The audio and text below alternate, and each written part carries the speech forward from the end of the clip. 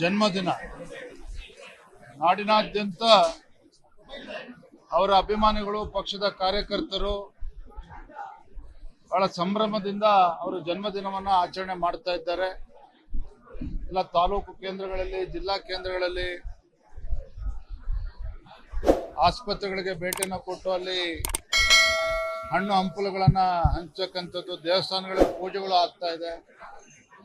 ಅದೇ ರೀತಿ ಯಡಿಯೂರಪ್ಪನವರು ಮುಖ್ಯಮಂತ್ರಿಗಳಿದ್ದಾಗ ಏನು ಭಾಗ್ಯಲಕ್ಷ್ಮಿ ಯೋಜನೆ, ಬೈಸಿಕಲ್ ಯೋಜನೆಗಳನ್ನು ನೀಡಿದ್ರು. ಆ ಫಲಾನುಭವಿಗಳನ್ನ ಭೇಟಿ ಮಾಡ್ತಕ್ಕಂಥ ಕೆಲಸವನ್ನು ಕೂಡ ನಮ್ಮ ಕಾರ್ಯಕರ್ತರು ಮಾಡ್ತಾ ಇದ್ದಾರೆ. ಒಟ್ಟಾರೆಯಾಗಿ ಯಡಿಯೂರಪ್ಪನವರ ಒಂದು ಜನ್ಮದಿನವನ್ನ ಬಹಳ ಸರಳವಾಗಿ ಕಾರ್ಯಕರ್ತರು ಬಹಳ ಅಭಿಮಾನದಿಂದ ರಾಜ್ಯಾದ್ಯಂತ ಆಚರಣೆ ಮಾಡ್ತಾ ಇದ್ದಾರೆ.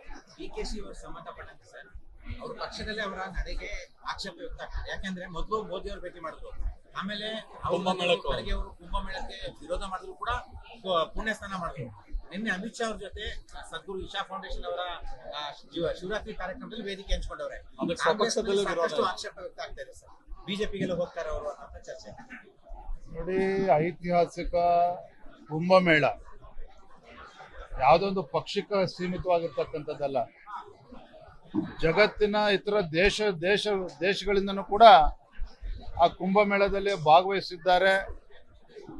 ಆ ಪುಣ್ಯ ಕಾರ್ಯದಲ್ಲಿ ಎಲ್ಲರೂ ಕೂಡ ತೊಡಗಿಸ್ಕೊಂಡಿದ್ದಾರೆ.